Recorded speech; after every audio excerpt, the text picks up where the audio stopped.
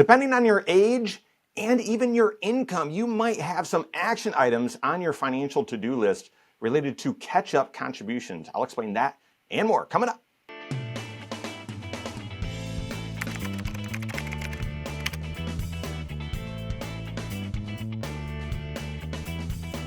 My name is Mike Bernard. I'm the host of the Wise Money Show, one of the certified financial planners right here at Korhorn Financial Group. Make sure you hit that subscribe button, turn on notifications, and smash that thumbs up button. What are the important ages in your financial life? We all know 62, maybe 67, Social Security, right? Those are important ages. 65, that's an important age for Medicare. 59 and a half, that's when you can access your retirement accounts without paying an early withdrawal penalty. So there's a few important ages that you just need to know, and most of these ages have been ingrained in us. They haven't shifted much, although they kind of have, and you're aware of them. Well, there's a few important ages that you need to be aware of when it comes to catch-up contributions, as well as a new income threshold that you need to be aware of as well. And the big idea is to plan proactively, to be aware so that you can maximize your opportunity to not only save up and catch up on your retirement savings, but also top off those retirement savings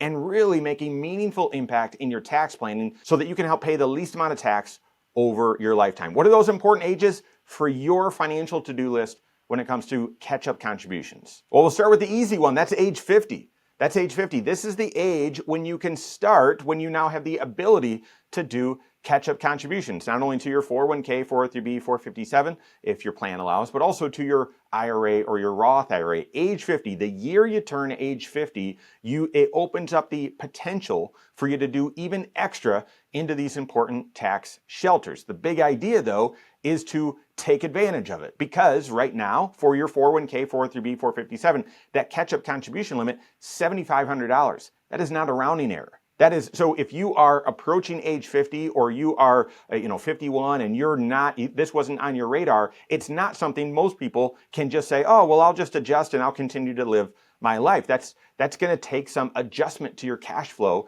and hopefully one that's manageable to you.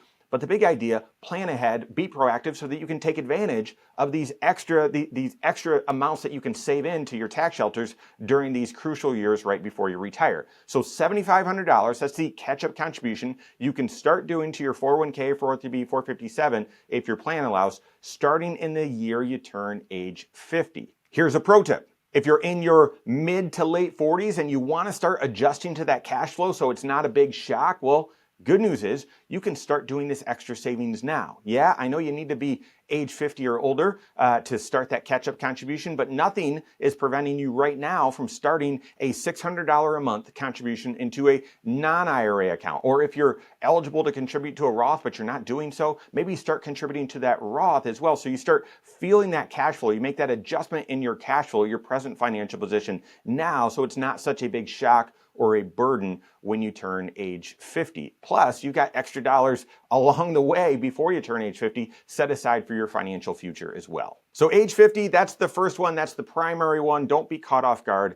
Prepare, plan ahead, optimize, and maximize those catch-up contributions. Now a new one, the second one, age 60, but also age 60, 61, 62, or 63. These are the new super catch-up contributions, what they're being called. From the Secure Act 2.0, you're now able to, in the year you turn age 60, 61, 62, or 63, that catch-up contribution, that limit of $7,500 no longer applies to you. You can do even more, which right now, with current laws, $11,250. This is an extra almost $4,000. So during these 4 years, about $15,000 extra that you can put into your retirement accounts. That's not going to make or break your retirement. However, every little bit helps. And during these crucial years right before you retire, this can help you maximize your tax shelters and optimize for tax diversification, getting more dollars into pre-tax to avoid higher tax rates in those final years, typically high income years right before you retire,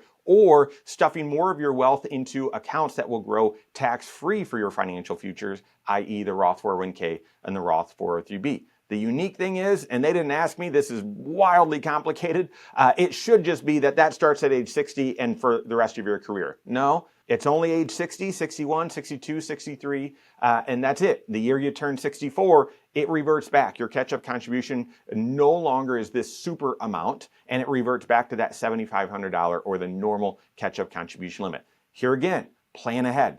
Be aware. And if you're in your late 50s and you want to get ready for this, but from a cash flow standpoint, again, maybe start a contribution, $400 a month, $350 a month, something like that, into a non-retirement account so that when this super catch-up becomes available to you, you can stop that, you can increase your contribution amount into your 401k, take advantage of the super catch-up, and you're already adjusted for it and calibrated for it with your cash flow. Finally, this one isn't age dependent, not really, it's income dependent. Starting next year, starting in 2026, if you are making catch-up contributions, whether that's normal catch-up contributions or the super catch-up contributions, but your income from the previous year from your employer exceeds certain levels, so it's currently $145,000.